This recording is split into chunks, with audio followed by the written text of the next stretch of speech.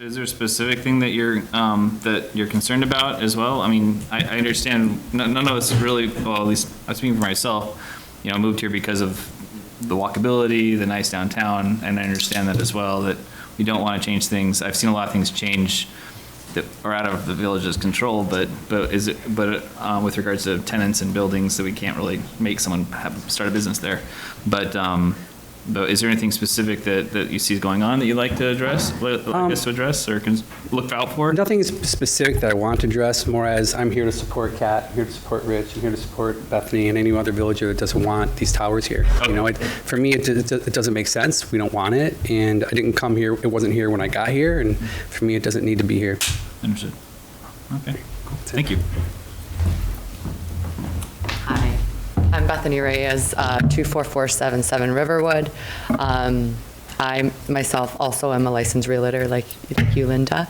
And one of the things that my clients and we do is that we do search when we're looking for homes, for areas, and what are the cell services, what are the different radiation and different things that we're going to be experiencing in areas. One of the reasons that we moved out of Royal Oak was just because of that. So as I'm guiding people into the village and showing homes and doing things, this is something that young families are concerned about. So I would also take note that this could impact property values and people's willingness to move into the village, knowing that there could be this upcoming 5G tower put in place. So thank you.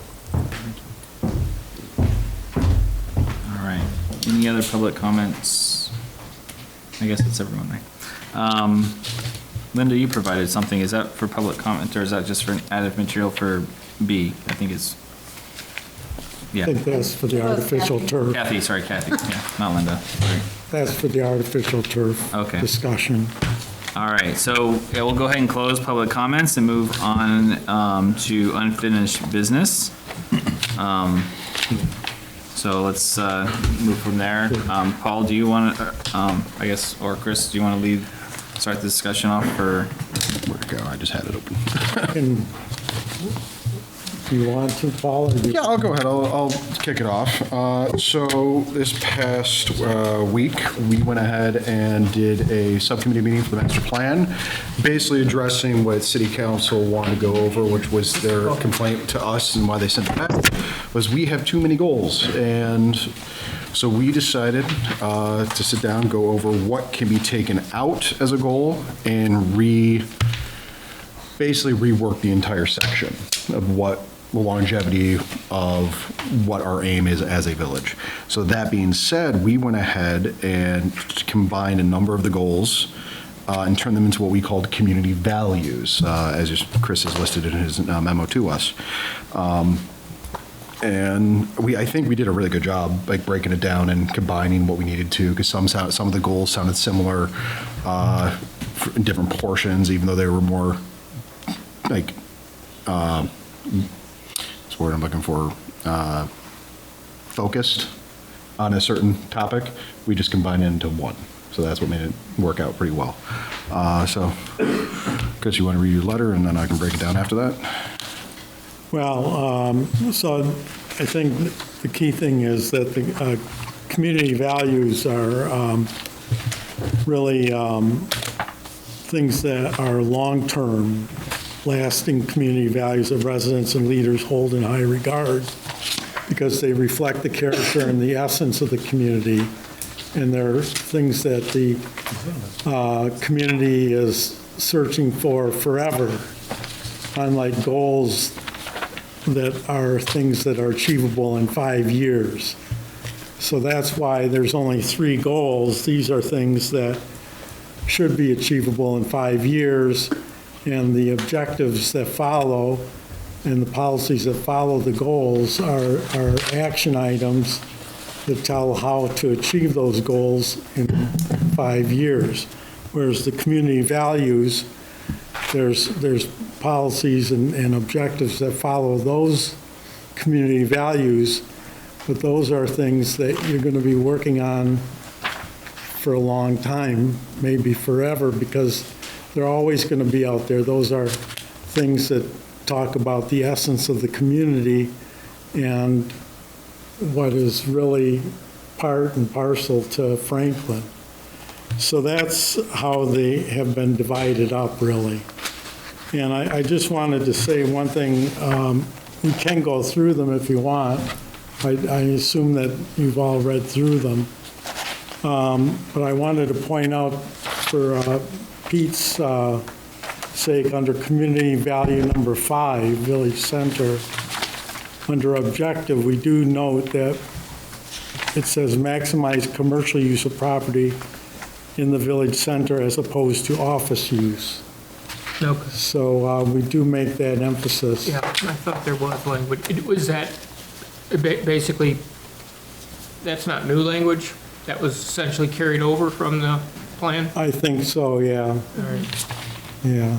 Can I just suggest one change to that, which is rather than saying maximize commercial use, maximize retail use? Well, the only concern I have there is that retail it generally reflects stores, and we want to also include like restaurants. Well, and- you could say retail and, recreation or something, but I think when you say commercial, it might be fighting the purpose, because I think generally commercial is thought of as Oh, being I see what you mean. office, industrial, and that's what we're trying to Okay. I can- avoid. So, I can maybe retail and be more leisure. specific. Well, dental is also falls into it. Well, but do we Commercial want as more well. than that? Yeah, it does. So that's why I think I would say like retail and leisure, because I think dining would fall under that category as well. Okay, yeah, I can make that change.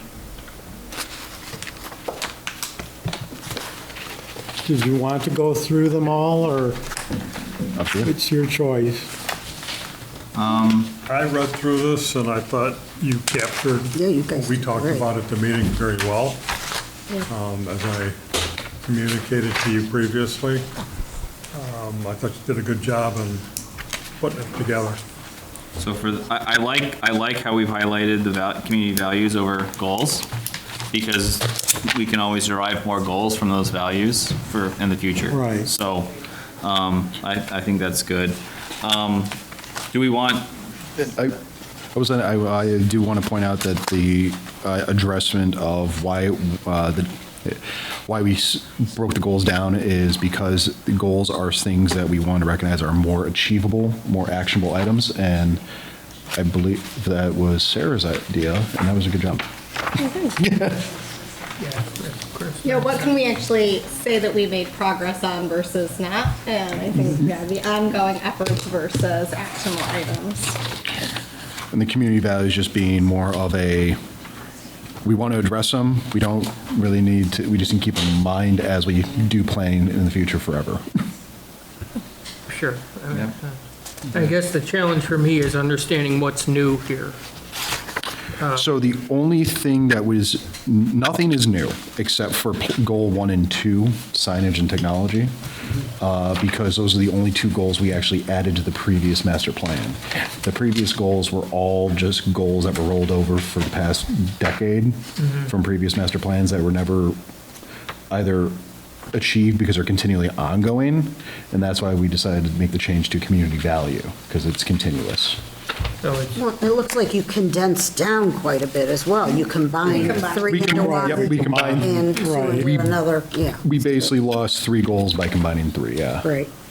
And we reworked some of the language also to make it more action-oriented. Some of them were passive Ideas. language, right? Like, maybe we should encourage, it's like, now let's do something. Like, encourage was used a lot. Yeah. so, those that are on the committee for this, do you recommend that we, have proposed language to put into the master plan to review then with more than just the memo, but like go through a formatted version of this, in the next meeting? Well, Or this is just the memo to update if you wanted it formatted to the style of the planning, like what we have here with the knowledge government governments. We didn't focus on that. We kind of focused on Okay. addressing the immediate concern. I'd be more okay addressing the immediate concern if you guys would approve sending this off to them to council. And to review- sharing this. And sharing this with them, and be like, okay, is this good? Is this what you would like? Because we addressed everything you have asked. Yeah, it's Yeah. a big change. Versus- I don't want to do all that work and then them being like, no, we hated that. Yeah, change. exactly. I don't want to keep, Understood. I don't want to keep breaking it down again, because if we're going to be, Okay.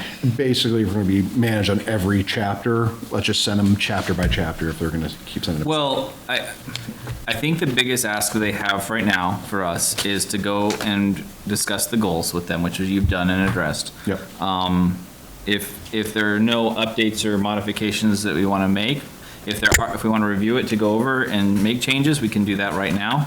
I'll leave it up to the other members of the commission on that, but I think that the work that you've done here is good for us to share with council, and we can put it in the packet, but before we act on anything I just said, I'd like to have some input from the other from you fellow commissioners with regards to how much we want to review more of this today. Is everyone good with it? Everybody read through it, I mean. Right. I mean, I was gonna say half of us did it, so it's really up to, it's up to you four, yes. That's So- the job. Yeah, I think it looks, I mean, I reviewed it. no, I mean, we were pointing, well, They're all set I'm back. pointing at all of you. We were- Okay, so if we're, I would motion to, I will Well- stay in this motion. so my general feeling, I really do think it's an excellent master plan. I think everyone should read the master plan and say it does, it captures the desires of the village for the most part. And I think there was some question among some of the trustees whether that was in fact the case. Is this, in line with how people feel? I think if we just implemented the master plan, Franklin would be a wonderful place.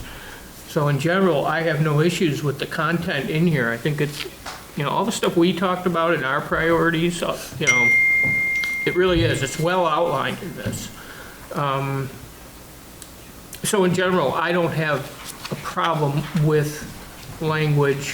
What I'm concerned about too is do the trustees want us to seek, in the past, we have done more opinion seeking. Per last meeting, in the minutes we approved as well, we did mention last meeting the possibility of maybe doing a public hearing and Right. getting public opinion on what they would like to see in the future added as a goal or value.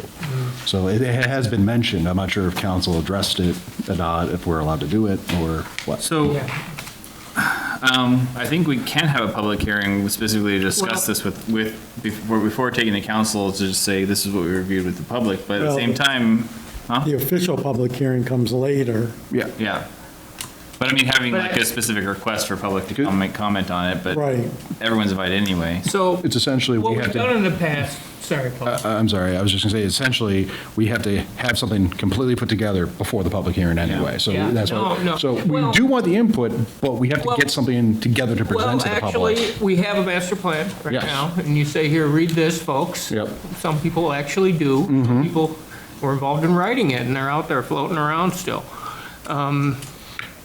But that one And specifically. you is take it outdated. to them and you say, what do we want? How do we think this is still current? What kind, and it does need to be facilitated well, and it's not a public hearing.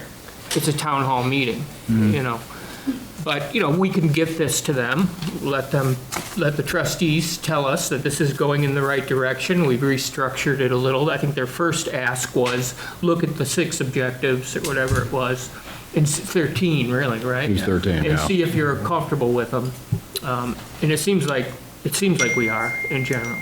So, and then, okay, do you want us to do, and how do we fund it? I mean, I think we had a $5,000 budget when we did our last major rewrite. Well, we still have money for this year as well for master plan, around 5,000 as well. So. Yeah, all right. I will say that when we did it, I had taken a look at all of the public comment and discussion from both our meetings as well as the village council meetings before I even went to our meetings to figure out what because that's where people were gonna say what they needed. And that is how I sort of was like, these are the action items we can do. Things, you know, like people were talking about signage for school buses. Anytime a public comment was made, I just made a little note in my thing, and then that's how I addressed these things when we were talking through that. So I did look at it through the phase of public opinion without having a separate one of just what people had already said, including things like the public comments made tonight of like, okay, how can we address what people are already saying to us? Yeah. Well, I think we'd be foolish to proceed any further without sending this to council and getting their feedback. Okay. My opinion. Do you have anything, Dan? No, looks good to me. Okay, so then I will, if we could go ahead and put this in the packet for council to review, and then I can present and discuss it with them. If one of you would like to attend council meeting to answer any specifics, based on the context of your meeting, that might go into more detail for answering more details as to why we did different things, that would be great. So all of you there. Can we send this to council, or do we need a motion to do that? It's better to have a motion. Okay, Make a motion to send this to council as provided? Second. As amended by, As amended. Linda. Second. second. All in favor? Aye. Any opposed? Okay, good, thank you. Thank you. All right, so the next topic on the agenda is artificial turf. Kathy, would you mind sharing, just discuss briefly the material that you shared with us, since this is just, it looks to me, on first receiving it, supporting data with regards to. That's exactly right. It's supporting data in line with what Chris has written up with all the research that he's done. I just had the research myself and wanted to put it into a readable format, just basically expressing all the chemicals and their impact that are in artificial turf and the crumb fill, and the impact, again, on. Thank you. Okay. Chris, do you mind? Yeah, in terms of my letter of January 18th, there were really two things that I was asked to take a look at. One was I was asked to provide some references, and I did that. There was one study in particular that I reviewed from the Journal of Environmental Research that had 41 references, and so I attached that, which was a very complete list of references. And then the second thing I was asked to take a look at was section 1268.34, dealing with landscaping. You'll recall that I had recommended adding a new section, subsection A, and we had quite a discussion at January's meeting about the language there. And based on that discussion, I revised it to read, all unpaved portions of any residential or non-residential site shall be planted with grass, ground cover, or other suitable live plant material. Plastic and other non-living plant materials shall not be considered acceptable to meet the landscaping requirements of this ordinance. These requirements shall not prevent various types of mulch from being spread on ground around plants to prevent excessive evaporation or erosion, enrich the soil, or inhibit weed growth. Also, these requirements shall not prevent the use of boulders, walls, and similar landscaping design features. Portions of a site left in a natural wooded condition shall be considered planted with suitable plant material. Yes. I think, Chris, we had also mentioned, because it's not in there, the use of stone or gravel, because obviously it's not a live plant material, but it is used in planting, certainly pea gravel and things like that. And I think that needs to be included.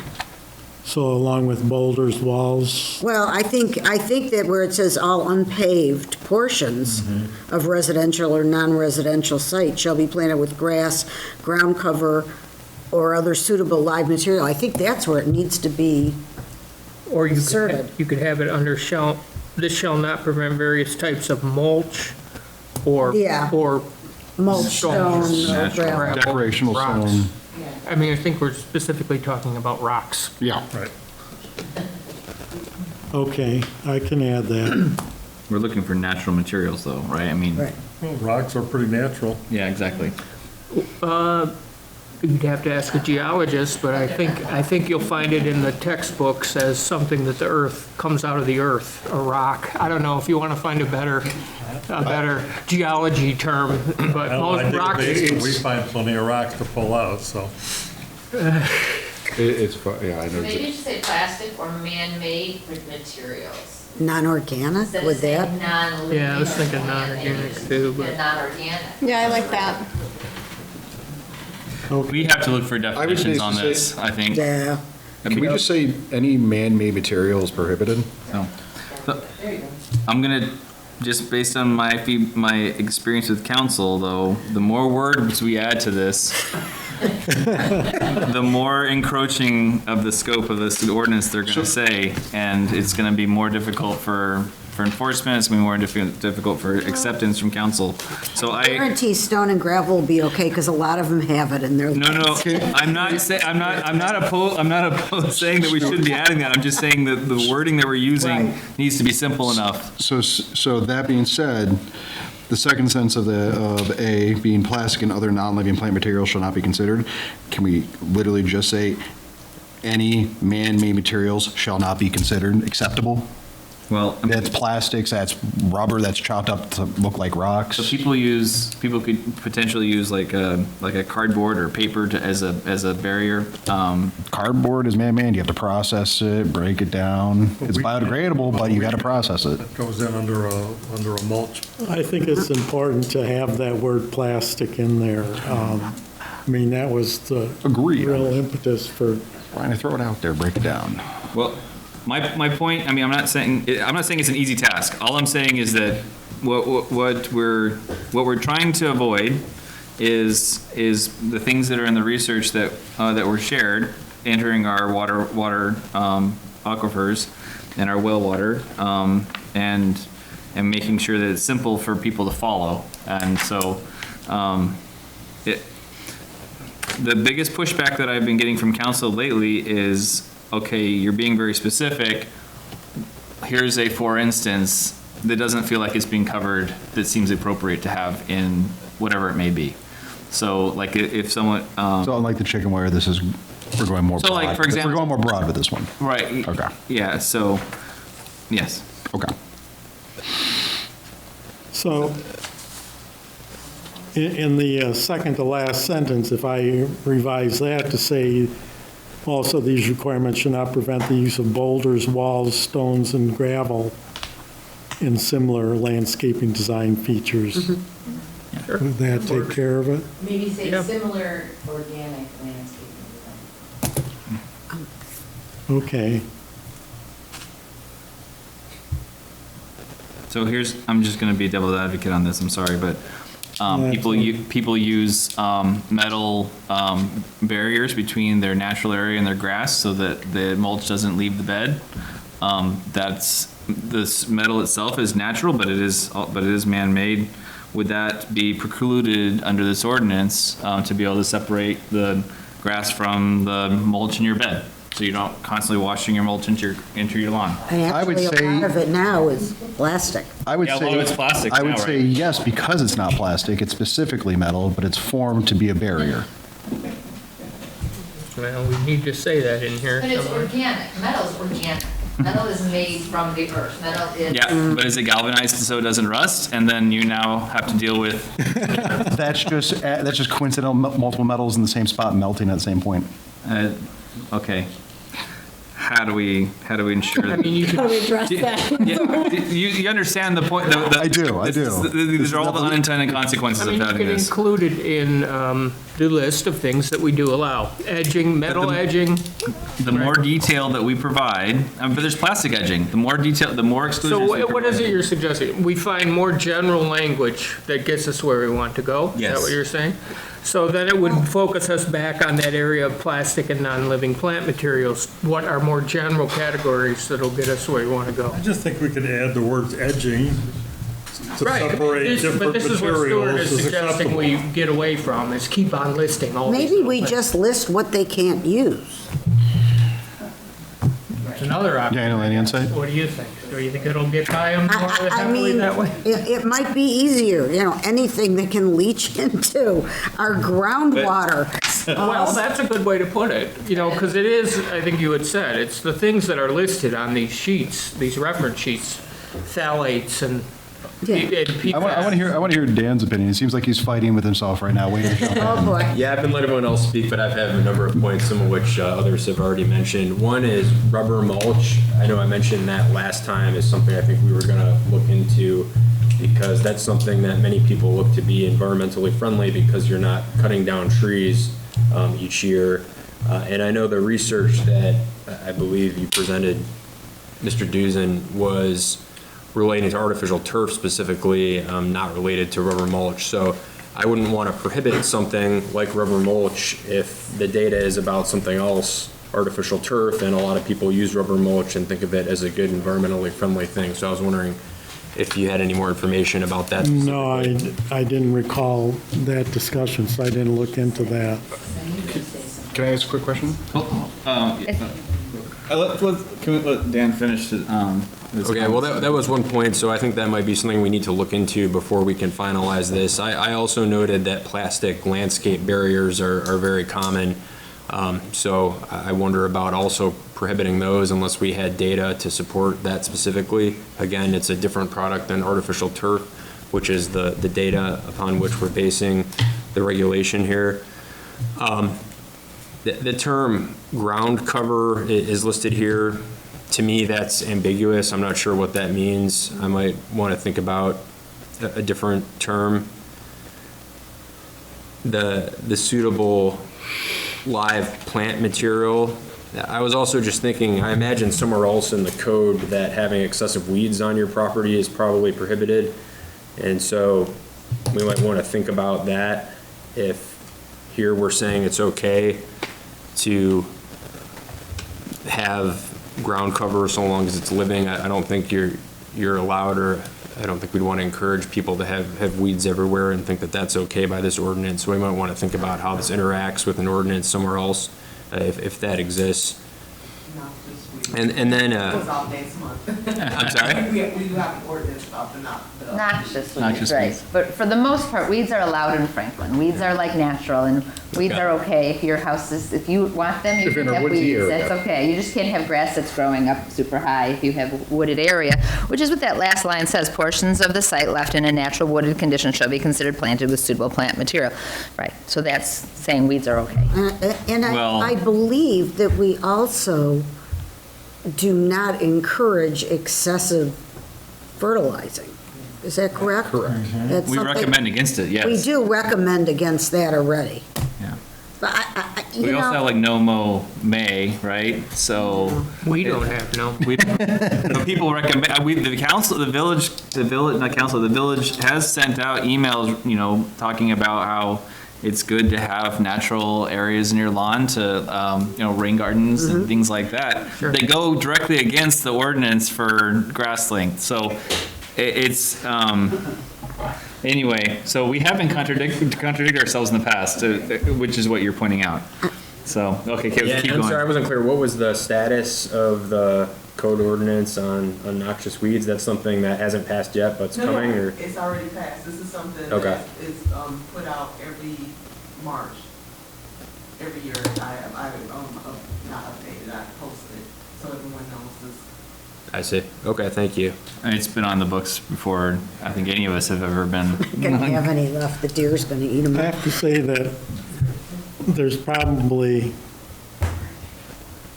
hundreds of communities, I'm probably not exaggerating, that have this requirement that just says the first two sentences, and they seem to get along just fine. Yeah, get it. So to some extent, I think you're overthinking it, I guess is what I'm saying. You're right in a way, because it says plastic and other non-living plant materials should not be considered acceptable to meet the landscaping requirements, but it doesn't prohibit them. I just think that we have discovered that artificial turf is a really bad thing, and we don't want it. It's bad for our water supply, and I think, like dealing with small children, you have to choose your battles, and I think that we need to grab onto this right away and make sure that we stop it. I'm afraid if we leave it too broad, try to encompass too many things, this discussion is going to be tabled and bounced back for several months. Spring is coming, people are landscaping. I think we need to stop this stuff, and I think we need to stop it quickly. Dan, do you mind, if it's okay, I agree with your Yeah. point, because that is the intent behind why we're working on this. But go ahead, Dan, if you don't mind. Yeah, I had a couple of other comments too. One is, it says these requirements shall not prevent various types of mulch from being spread around the ground around plants.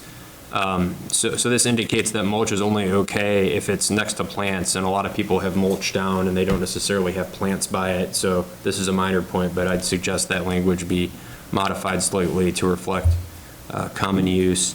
And then my final comment too is that I think we need to think about what the intention is here, and is it to prohibit everything that this covers in the village, even if people already have it there? So if the intention, for example, is to prohibit having plastic landscaping cover under your mulch like a lot of people do, by passing this ordinance, are we expecting everyone to rip that out right now, or are we only meaning to prescribe future conduct so that if you already have it in, you would be grandfathered, so to speak, and be allowed to keep it?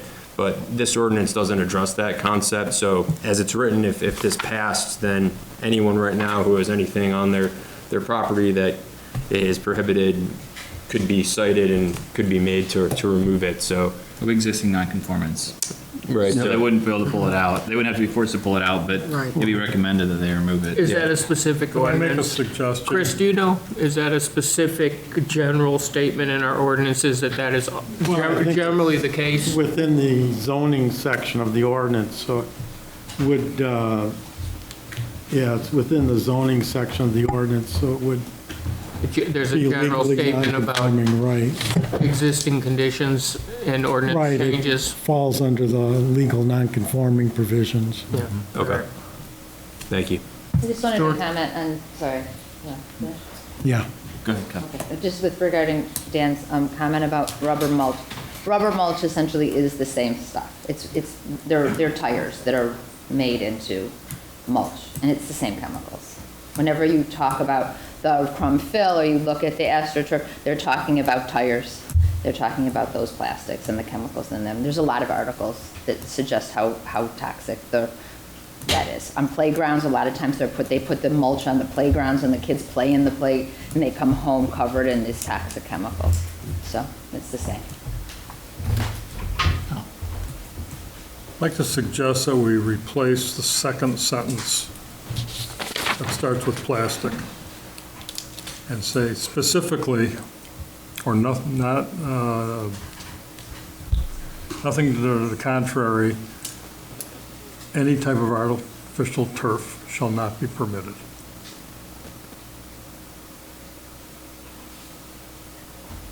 And leave the rest of it just like it is. You mean leave it off, the rest of it off, or leave, Either or, way, you could leave it on, you could leave it off, I think it doesn't really matter. But I think if you replace that second line, what we're trying to do here is prevent these chemicals to get into our water, which is coming from this artificial turf. right. So we say, So you're saying, specifically, artificial turf shall not be permitted. so would you be I better think you saying? can do that. Pardon? Don't think you can do that, Yeah. because The reason why. I have to go back, but I think it's, remember where we started Yeah. with this, way back when, that the state has not given us authority to regulate artificial turf. I see. So Okay, so we have to go around it. Got it. Okay.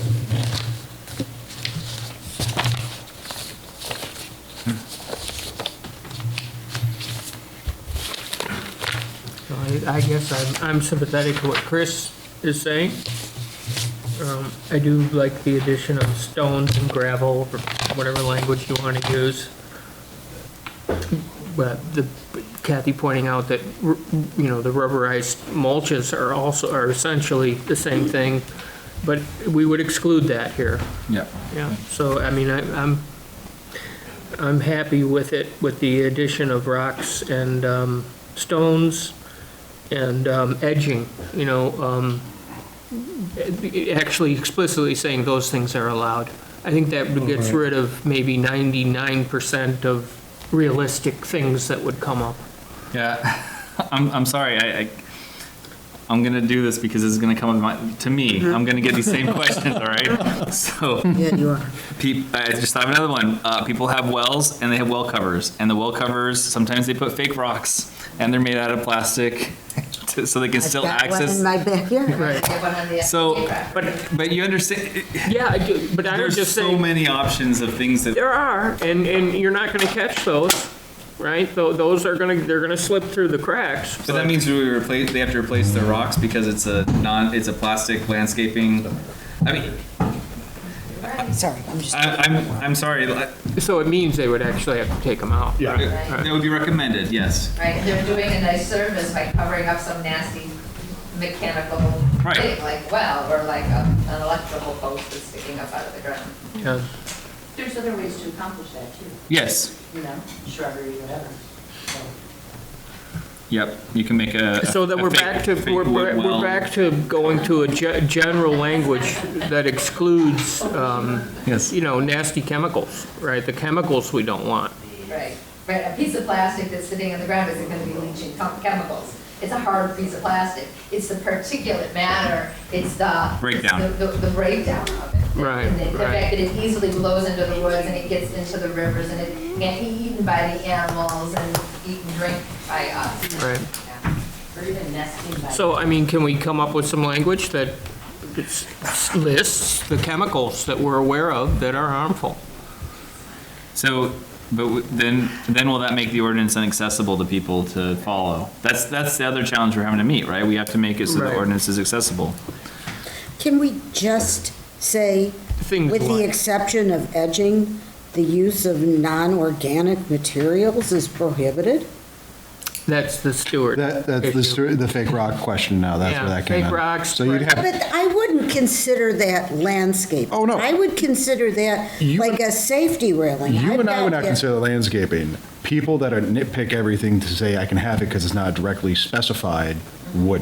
But what I'm saying is, I wouldn't even consider that. That thing is ugly. I would not consider that part of my landscaping. I would consider that a safety, something for safety to keep from getting sued when somebody trips over that thing that sticks up. Agreed. Yeah. Logically, your logic is sound. I'm saying we have to make this so it's broken down to Well, the that's what I very, think. very If we bottom keep level it of. Really, really simple Yeah. to, with the exception of edging. That's what we have right now. And Yeah. Stewart's Only saying that it's organic that it's an materials endless, Can be used. but it's an endless list is the concern. Well, I know, but Yeah, I know. I don't think it's endless. I think it's okay to have a list of some things that are excluded. If it's 10 or so items, I think Yeah, that's okay. no, Yeah, that's where we were going. we but just need to make Stewart doesn't like that. No, my point was, devil's advocate. I need to go to council and he's defend giving the us the ordinance. questions. And I'm asking the questions that I think I might be asked. And so I want to make sure that we're thinking So about we're those preparing you. Just tell them we're going to have a list of 10 items. Well, no, when we go to, we'll have a public hearing and we'll make we'll hear from the public and they will also give us feedback that we will also change things, all before we go to council. But the point I'm making is that we need to make sure that we think about what our exclusions will be ahead of time and and that's why I'm bringing these up, not because. Okay, so let's make a list of exclusions to include for the questions that you're going to get them. And we can't say in there in any way, shape, or form that the use of anything that is a hazardous chemical is prohibited in landscaping. That No. doesn't, we can say that? No, I don't think No, because we're so. not allowed But- that. It says a ground cover. But then you also, if you say hazardous, you have to list out, and then you have to, it has to be accessible for someone to be able to find out what it is and like be able to research what they're buying. Is it actually going to have the material? But if you go to Menards to go buy something for landscaping, how tell you often do it's all people read? natural. How often do people actually read? Well, I mean, petroleum's natural too, right? Yeah, rubber comes from It's just the trees. post-processing that's, Yep. It's all natural looking. so. Would it be possible for you to do a little research and Do you mind coming up and, sorry. I think we're doing general comment right now. It's okay. It's fine. We have a small group. Oh, I just have We want to suggested participate. that maybe these types of things have been written before in other communities, so maybe if you did a little research and compared some of that. Chris said like the first two lines are usually what's in an ordinance for other communities. Right. But I'm sure like there's probably communities in California and on the West Coast where they're incredibly environmentally sensitive that might have things, maybe written a little bit more tightly. Let's that might see, help you.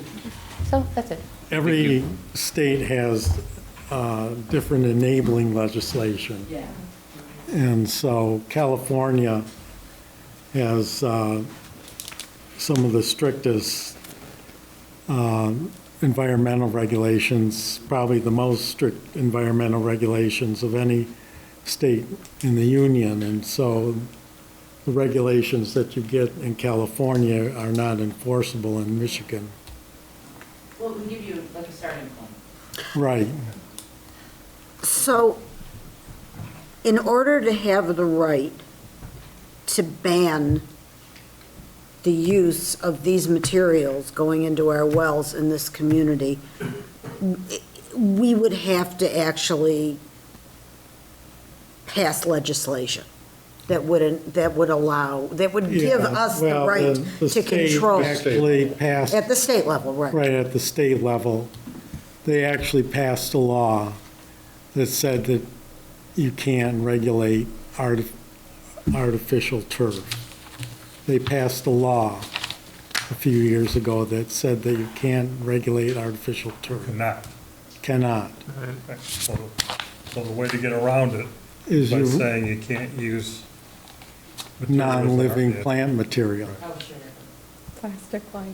Okay, so I think that we gotta get as close as we're gonna get, basically, with what we We're got. pretty darn close. Yeah, we are close. It's just, Because like a wellhead is not ground cover.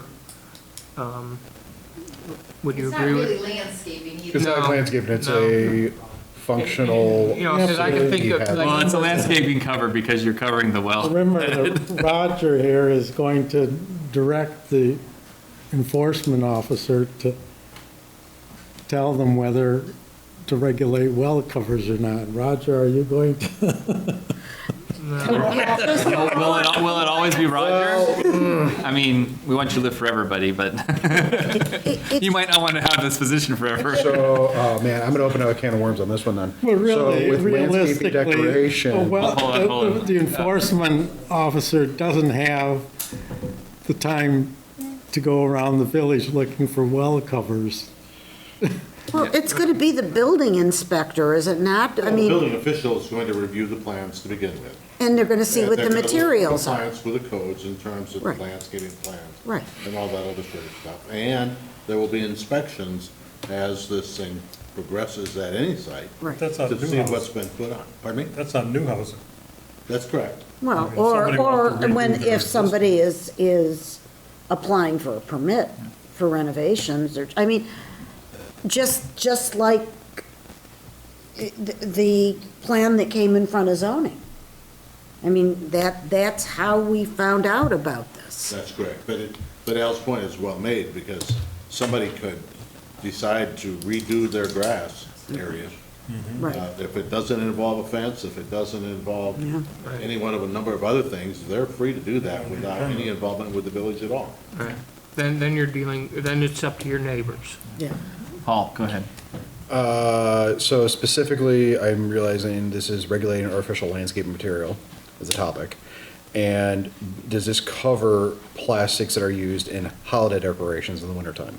Oh, I didn't want to mention, I said, is people to come after us for that? Sand, right? Like, this is how the rabbit hole you can go down. Plastics and holidays. Especially if it's flashing. Well, I'm talking, you got like, I got 40-year-old plastic garland that I decorate my railings with outside and with lights. So the lighting ordinance follows it, perfect. But now I have plastic flaky stuff that can possibly. But that's a decoration. It's a decoration, but it's up there for 6 months because we live in Michigan. But this is the landscape ordinance we're talking about. Yeah. I just think we can present this in a glass half full or a glass half empty way. I think the glass half empty way is to say you may not use any landscaping materials that are considered carcinogenic, neurotoxic, mutagenic, blah, blah, blah, blah. Or we can say you can only use organic material in your landscaping. To me, that's a more positive, glass half full. And that's what we are. I agree. I'm Yeah. just pointing out So- a question. Yeah, I don't know. So one thought I have is, in the ordinance, is there a possibility to provide the context of the ordinance, like, without being part of the ordinance? Meaning like this section is covering this this is the principle behind the ordinance that we're trying to protect our groundwater. So due to our desire as a village to protect the groundwater, this ordinance was written to cover that protection, just to give context for the person that's reading that section below, because I think that's part of the, it's hard to say this succinctly enough to include the principle behind why we're doing it without violating the state restrictions on artificial turf. So are we allowed to, in an ordinance, to also put Well, you're, non-ordinance language that's defining the reasons behind? to an extent you are, but this section really is not an environmental section, it's a landscaping section. Yeah. Yeah, that was kind of our backdoor to make this an easy change, Yep. right, to put it in Maybe landscape. just said permanent landscaping, because that is what artificial turf is. It is a permanent structure. It's dug into the ground however many feet deep and permanently put there. Right. Whereas other things are transient, like a garland or something, Or a barrier. or a barrier. Or an edging, yeah. No. Then how does that cover rubber mulch? It doesn't have rubber mulch. So rubber mulch is intended to be used long-term because you're not trying to replace it regularly. So the intent behind the rubber mulch is that you don't have to replace it annually. I and like it's- it the way it's written, I do like it. with the adding in the allowance for edging and Stones and gravel. edging stones and gravel, and I would, if I'm allowed, I'd like to make a motion that we send this to council with those. Well, we have to have a public hearing first. Well, for a public, you make a motion to include language for a public hearing? Okay? And also to cross out the words around plants. Right. Well, and on that topic, I have a proposal to help simplify it a bit. Like right now, we have two different lists of exclusions where we start off, these requirements shall not prevent various types of mulch, and we go on, and then we say they also don't prevent these other things. I think we could just have one list, which would make this easier and might make it easier for council to digest as well. I think we can just say these requirements shall not prevent various types of mulch, edging, boulders, walls, stones, et cetera. Except rubber mulch. And that was another point I was gonna mention, is that right now, I think it's unclear whether rubber mulch is prohibited or not, because it says various types of mulch, and rubber is a type. Organic mulch then, right? Because it's, Yeah, is it plastic? I don't know. Plastics is not even a, they're polymers, I think is what they are. But, so I think, but it's certainly non-living, so it would be excluded that way. so we have a motion on the table, but do we want to recall your motion to Well, include this wording? Or I'll do you want revise it to include that revised wording. I'm okay with that. Okay, do you want a second? I'll second it. Okay. Do you want discussion? We can continue. We're allowed to have, no, this is when we have discussion, yeah. Well, I just feel like after the word ordinance with the couple of changes, that's enough. I think we're just leaving it open to interpretation by expounding on it further. I mean, do you think what Al and I am suggesting would work? It doesn't detract from what you're saying. No, it doesn't, it doesn't. I just think that, you know, it's the second half of this, starting with these requirements shall not prevent. I think that's the part where we're going to get the most pushback and questioning. I think if we leave it simple, it's pretty clear on its own, the way it is. I disagree. I think it's important You that we do? list the exceptions, or else we can't have edging, we can't have boulders, we can't have. No, I'm saying if we can add that, that's what we had talked about, into the first part of it. The all unpaved portions shall be planted, live materials, oh, I see, okay, so maybe we can just add that in there, and then plastic and other non-living plant materials shall not be considered acceptable to meet the landscaping requirements of this ordinance. So maybe just incorporate those words in the top part. And isn't it gonna say organic No. mulch? These No. requirements Right, shall right. not prevent organic mulch from being spread, because that is not living. It was once living, but it is not living now. I think we can, you're concerned about excluding rubber mulch, right? I'm fine with excluding rubber mulch. I'm happy to exclude rubber mulch because I see it as no different. Right, we can do It that. already is excluded. We can do that. Isn't it I think- already excluded? I think, if I'm to summarize, I think what we should do is exclude rubber mulch, combine sentences 3 and 4, add stones, gravel, and edging, and that would take care of it. And boulders. When you Boulders say- are already in there. Boulders are there, yeah.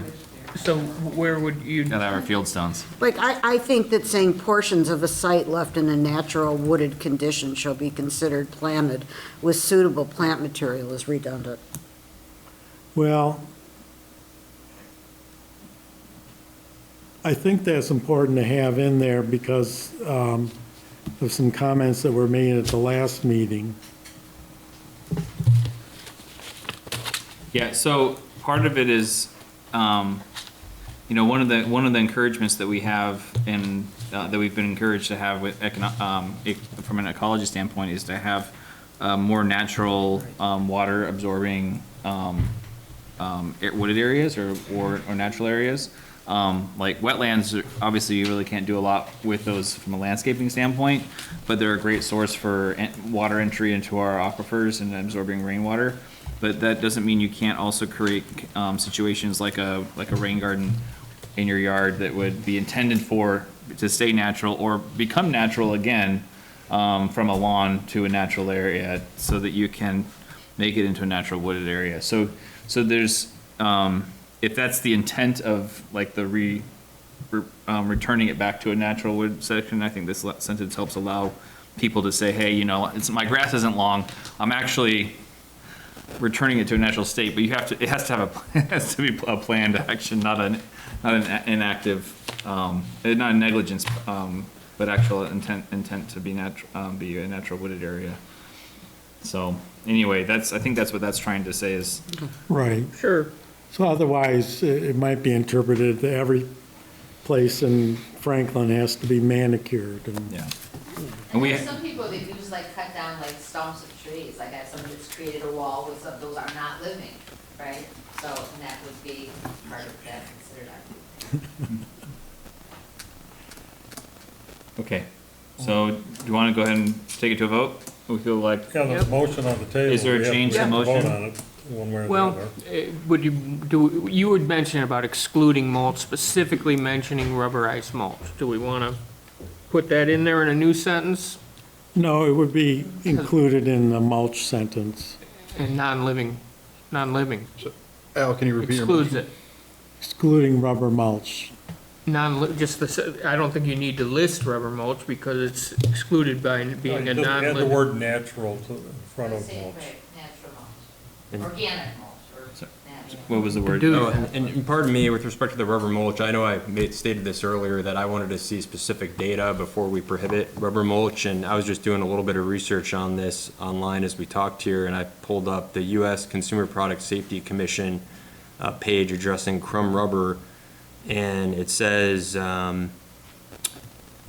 while no specific chemical hazard from recycled tires and playground surfacing are known by the CPSC at this time, it goes on, but You're gonna This- always find those things because that's how they make their money. They are. well, this is from the federal government, Consumer Product Safety Commission. This is the, that's the resource. And that's what I'm saying, because the government's always, but there's tons of research that you can find. So just. We're part of the government. I was gonna say, is that don't Who just wrote trust it? the first thing you read whenever you read anything. You gotta Well- spend some more time. Well, yeah, and that's exactly what I wanted to do before we vote on this and prohibit something. Well, I can put it in there, and we can have the public hearing, and and do more research, and we can take it out if, We can always change the language after the public hearing. Yes. right. But let me ask, I think, Dan, you make a good point. Chris, in your research, did you find that, clearly, for some reason, the artificial turf has been known to often been made with chemicals, not exclusively, we don't know that. There may be naturally friendly artificial turfs out there. But have you found it to be the case with rubberized mulches? I didn't research rubber mulch. Right. Because, it's the chopping up of tires. Tires are, there may be plenty of brands of rubber mulch out there that aren't made from tires. Maybe they're made from stuff that's not as unhealthy, but, I'm not sure what you're referring to, but it sure seemed like in Chris's research and in some of the information we've gotten that, unidentified rubbers are a high risk for contamination, so. Just right here, right. Rubber mulch safe from our garden, aluminum, cadmium, chromium, copper. You can, it goes on to the chemicals. Even though those are natural, but I said. And I guess it's like we all realize that they may not be, but Okay. trying to be safe. I've got right here, Chalker Scott warns against rubber garden mulch So, because of all right. its high levels of I zinc have toxicity. conversations with the human health effects, irritation, I'm- organ damage. You can go on and on. Let's- You can let's- find anything you want on. Right, yeah. So Right. let's, Motion still on the table. yeah, we still have a motion on the table. We can also, during the public hearing, or if we don't want to do the public hearing, we can continue to discuss this another month and then have a public hearing on this. Andy Blinder, or what? Hello, Andy. No Andy today. We can do, or we can either withdraw a motion and continue to research and talk about it next month, or we can continue with the vote for the motion and do a public hearing and then also discuss the research and make a modification during public hearing. I think we should take our vote, but So, that's my opinion. so that's, basically that, yeah, so. I'd we go for could. door number 2. So do we want to, we have a motion on the table, do we want to go ahead and vote on that? Do we, I think do we so. need do you want to do an individual vote, or do you want to group vote? It's fine. Well, what's, again, Al, repeat your motion, please, because that's currently the one that's on the table.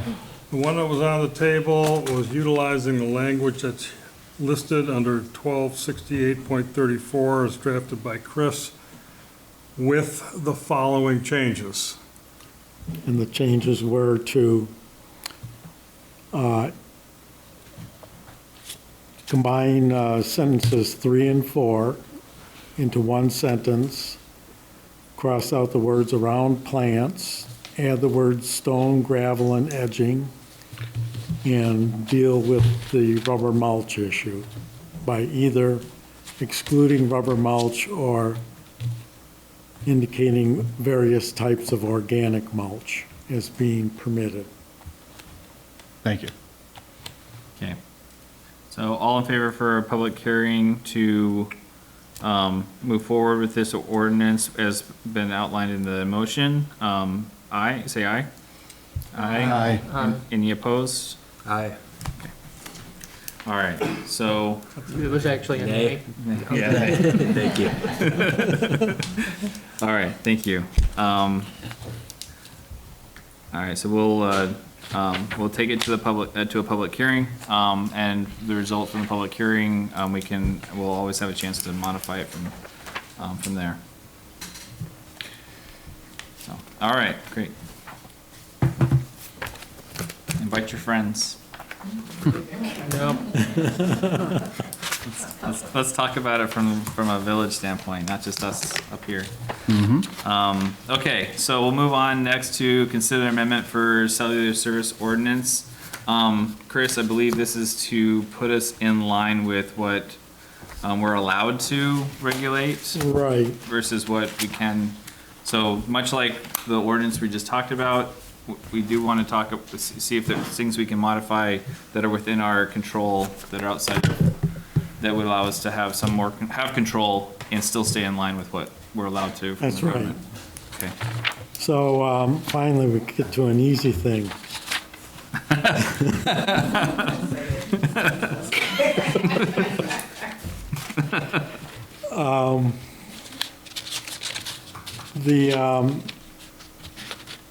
The current ordinance, which is in Chapter 1265, does not make the distinction between wireless communication facilities which are the type of facilities that you get on your cell phone, the tall towers that can extend 120 feet or taller, versus the small cell wireless communications facilities such as ExtendNet is proposing. And so it's Chapter 1265 is sort of a confusing mess. And so rather than try to make sense of 1265 and revise it, I think the best thing to do is to totally start anew, and that's what I've proposed to do with what I've presented here. And the regulations that I've presented are divided into 4 parts. The first part is the purpose statement, which is the general introductory section. And then 1265.02, which is titled Wireless Communication Facilities, is based on the requirements in Section 514 of the Michigan Zoning Enabling Act. And this section deals with the conventional cellular telephone towers and antennas, which are the taller towers. So as indicated previously, as I think you're probably all aware, municipalities like the village don't get to create regulations on their own. They get the power to regulate from the state. And the state creates what's called enabling legislation. And in this case, the cellular towers and the small cell wireless antennas, there's 2 sets of enabling legislation laws that govern what we can do. One is in the Michigan Zoning Enabling Act, and the other one is in the Small Wireless Communication Facilities Deployment Act. So what we can regulate is determined by those 2 acts. So when we're talking about revising Chapter 1265, the reason we have to do that is because it's in conflict with those 2 acts. We don't have a choice. We have to be in We have to be consistent with those two acts. We can't create ordinances that are in conflict with what the state allows us to do, because they give us the authority to regulate. So the third section of, or the third part of what I've presented is in 1265.03, which is titled Small Cell Wireless Communication Facilities, is based on the requirements, as I said, in the Small Wireless Communications Facilities Deployment Act. That's Public Act 365 of 2018. And this section deals with the type of facility proposed by ExtendNet, which is much shorter. Those are the 40-foot poles that you're pretty familiar with now. And then section 1265.04 is titled Removal of Unused and Obsolete Facilities. And this section applies to all types of wireless communication facilities, both the taller facilities and the shorter facilities, the small wireless facilities. Now, looking at the actual regulations, turning to page 1, what I'd like to do is go through these with you. First of all, I don't think we need to go through the purpose statement, but 1265.02, as I said, that's the taller facilities. You'll see that they're under general requirements. There's 3 scenarios, and these are outlined in Act 110, the Zoning Enabling Act. These 3 scenarios. Scenario A is wireless communications equipment is a permitted use of property and is not subject to special use approval or any other approval if all of the following requirements are met. This is a situation where you already have a pole, a bonnet pole, for example, with antenna on it, and somebody is co-locating on it. Right. So if you've got a situation like that, under Act 110, they don't need any special approval. They can co-locate on that pole as long as they're not extending the pole and not increasing the height. Now, scenario B is... just to interrupt, well, I guess, yeah, go ahead through it, and then I guess we'll have comments. Scenario B is a similar situation, but is subject to special use approval because they're going to co-locate on a pole, but they're going to increase the height, basically. Now, scenario C is a little bit different. It's not a little bit different. It's a lot different.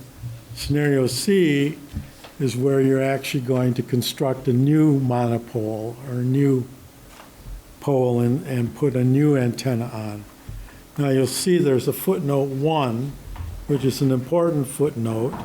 It says the Village of Franklin does not have any wireless communication facilities, so any proposal for a new facility would fall under scenario C and would require special use approval.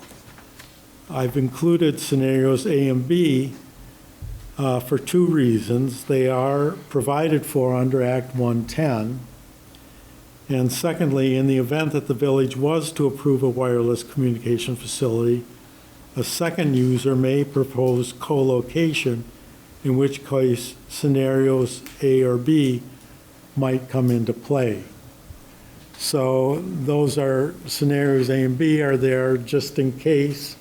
So scenario C is there in the event that the village at some point in the future does entertain one of the taller poles to provide cellular antenna service in the village. Now, in terms of the approval procedures, the approval procedures differ for scenarios A, B, and C. For scenario A, there's no zoning approval required, but they have to submit the plans nevertheless to the village. For scenario B, it requires special land use approval. And for scenario C, it requires special land use approval and Hold there on, are- let me pause. So we're gonna go through the ordinance first, and then we'll talk about it, and you're welcome to Okay. to participate. I don't want you to feel like you have to stand Thanks, there. Stuart. No, I wasn't sure. I didn't want to interrupt. No, you're fine. I Okay. apologize. I just don't want you to have to stand longer, but you're welcome to come up a little later. Now, you'll notice one difference between scenario B and C in terms of the approval procedures, and that is the number of days that you have to complete your review. And for scenario B, it's 60 days, and for scenario C, it's 90 days. Those days are imposed by state law, so you can't change that. And also, there's a fee of $1,000. That's imposed by state law also, so you can't charge more than $1,000. Now, item C at the bottom of page 2 deals with the requirements that you're allowed to impose on these cellular antenna applicants. Number 1 deals is a general sort of thing, public health and safety. Number 2 is a carryover from the existing ordinance, which you'll see I have a footnote, harmony with surroundings. That's sort of a nebulous concept, and I suggested that you might want to consider whether you want to retain that or not, because it's hard to define what harmony with surroundings is. So that's something for you to discuss. Item 3 deals with compliance with federal and state and local standards such as the FAA and Federal Communications Commission and Michigan Aeronautics Commission standards. Then item 4 deals with maximum height. Now, currently, the ordinance has a standard in there that says 70 feet or 10 feet above the height of the trees, which is pretty hard to enforce in my mind, because trees grow and it's hard to determine how tall the trees are, and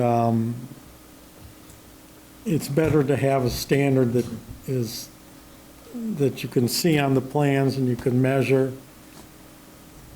120 is generally thought of as the minimum that you need for a cellular tower to make it feasible.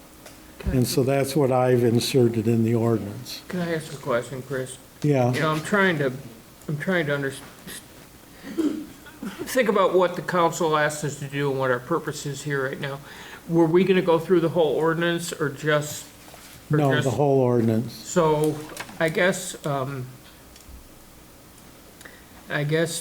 is the question, are we to review the whole ordinance, or are we to make sure we comply with the, what do you call it? Public Act 365, is that the most relevant one? So, They're both relevant.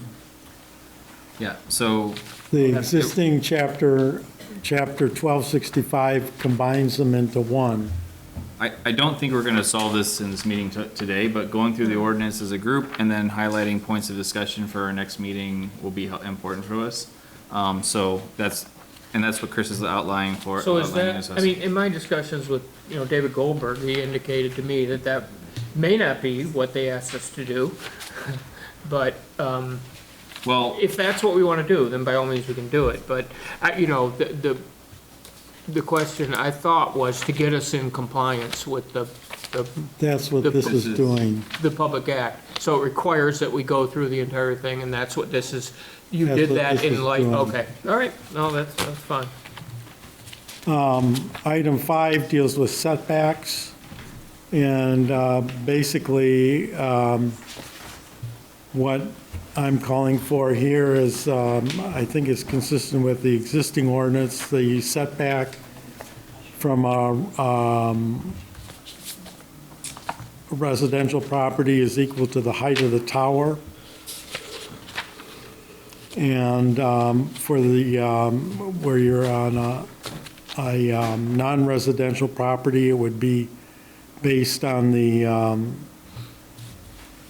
setback for the principal buildings as specified in the schedule of regulations. Item number 6 deals with access. You have to have unobstructed permanent access to the support structure. And that information has to be provided on the site plan. Number 7 deals with division of property. That would be something that's not permitted except unless the lot complies with the lot dimensions as specified in the ordinance. Number 8 deals with the equipment enclosure. Usually when you have a cell tower, you have equipment on the ground that's either in a building or it can be a standalone feature, but we're calling for, if it's in a building, it has to be constructed and maintained to be architecturally compatible with the principal building. We have design objectives in number 9. We're calling for a monopole, I think, here, gray or white in color. That's different from the existing ordinance. The existing ordinance, I think, gives the Plan Commission some authority and also calls for a beige color, which is really not consistent with what's currently done. In terms of fencing, we call for a 6-foot open weave green or black vinyl coated chain link fence around the facility. Structural integrity, this is where we, just some general language about the structurally sound condition of the facility. We have a maintenance provision and a provision that deals with non-interference with television and radio reception. And then item D deals with the various requirements that have to be submitted with the application, such as the landscape plans, structural specifications, the type of security that would have to be posted, contact person. So all of that deals with cellular antennas as regulated by Act 110, the zoning enabling legislation. Now, 1265.03 switches gears and goes to small cell wireless communications facilities. This is the type of facility that ExtendNet is proposing. These, again, are the shorter facilities. They have a maximum height of 40 feet, and these are regulated by Act 365 of 2018. We start out on page 5 with the definition. This is out of the Act, so just so it's clear what we're dealing with. And item B deals with the Village Review Authority. This is also out of the Act, so that it's clear what the range of authority is that the village has for regulating these sorts of things. And then item C deals with the approval procedures. And there are very specific review procedures in Act 365. And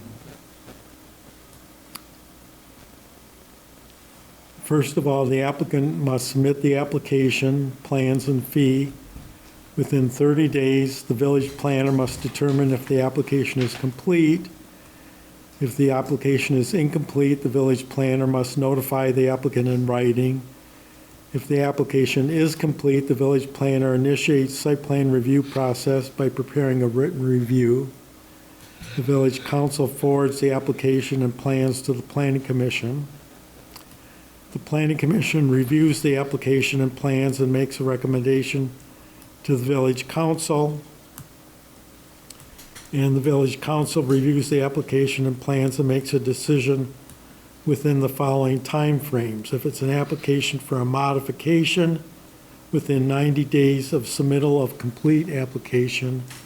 If it's a new support structure, it's within 150 days. So those are time limits that are specified in the state act. So if we switched over to, so you've made reference to the Act of 2018.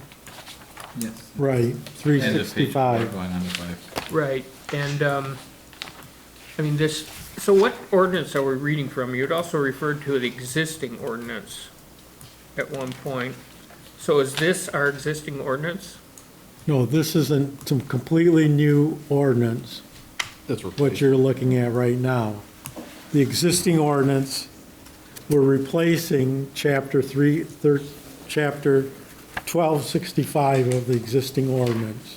To be compliant. Right, to be compliant. So the footnotes, They're notes to help us understand like why, whether it's existing or what we need to do to that section. well, what he's already done, why you did it. Correct. Yeah. Yes, yes. Very good, okay, thank you. Okay. Now, on page 5, we deal with the requirements that apply to these small cell wireless facilities. 6. 6. My eyes are getting blurry. Number 1, again, public health and safety. Number 2, harmony with surroundings. Number 3 is co-location. Now, here, we differ from the existing ordinance. The existing ordinance, I forget, I think it said something about 150 feet or,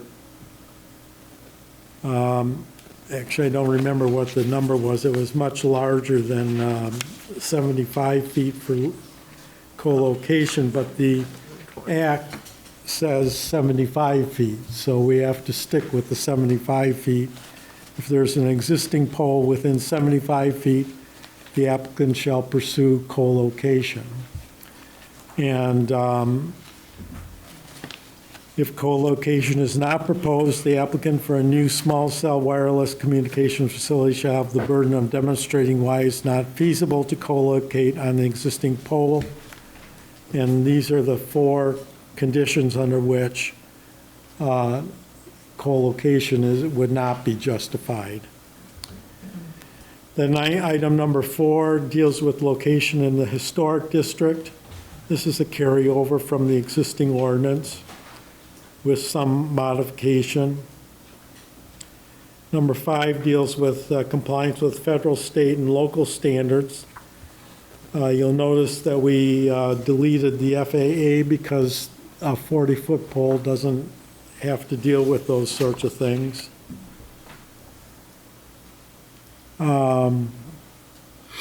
Maximum height is, this is out of the state act. The pole shall not exceed 40 feet, and the wireless facility can extend 5 feet above the pole height.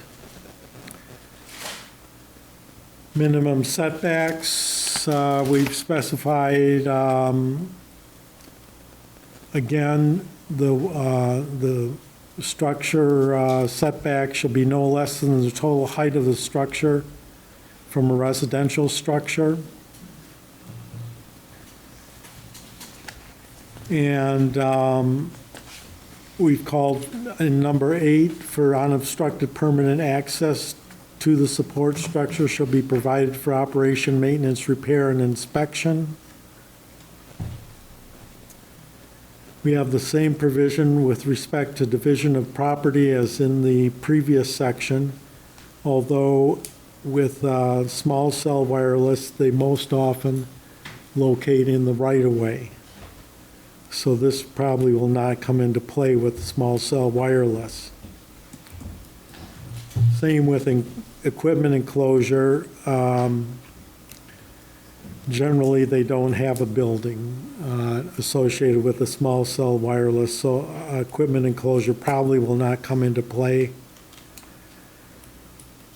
Structural integrity, that's some general language, as is maintenance, is some general language. Item 13 deals with interference with reception. We want to make sure that the facility does not interfere with television and radio reception, or that in number 14, that it does not create environmental effects of radio frequency emissions. Item 15 deals with right-of-way repairs, since most of their work will be done in the right-of-way. We want to make sure that the right-of-way is restored to a favorable condition afterwards. And then item E on page 8 deals with the application requirements. Site plan and special land use review would be required. And the various things that would be required with the application would be excuse me, structural specifications, a description of security to be posted, FCC radio station authorization, radio frequency exposure assessment, non-interference certification, and other agency approvals. So that pretty much covers the ordinance. Again, it's pretty comprehensive. It covers and sorts out what Chapter 1265 was supposed to cover, but doesn't do a very good job of presently. Okay, thank you, Chris. Before I make any comments, we can open it up to comments for everyone else to talk about.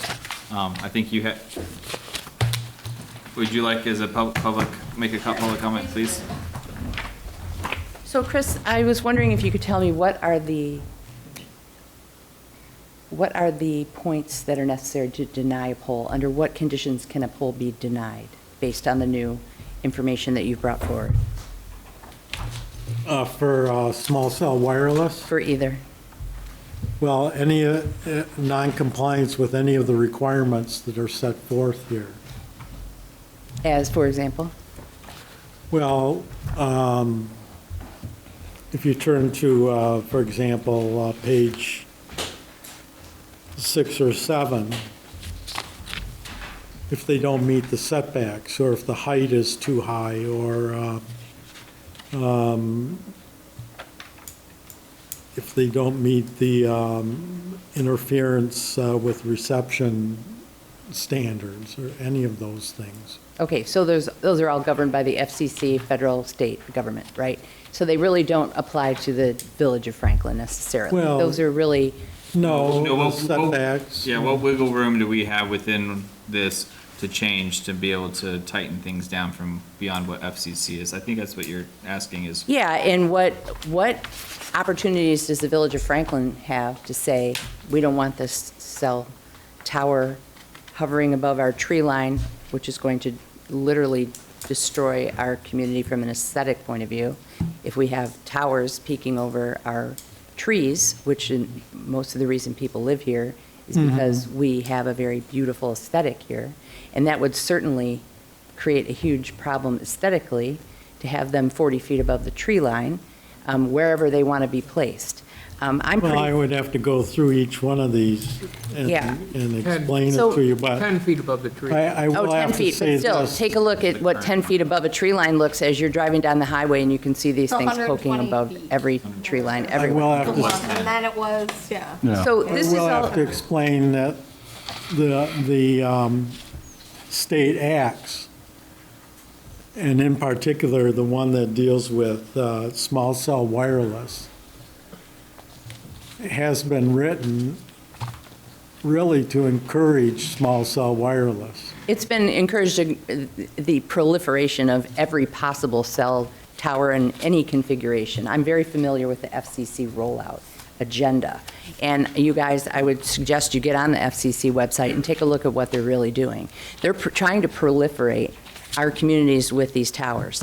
And that means within residential areas, you just saw 75 feet versus 150. 150 is very close. They're Where's cutting that in half. 150? When you talked about the setback from, or the amount of the distance existing, 150 feet is our existing ordinance.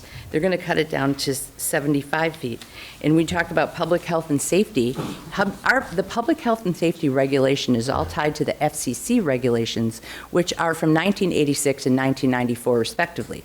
So there is no talking about safety as it is truly a reality.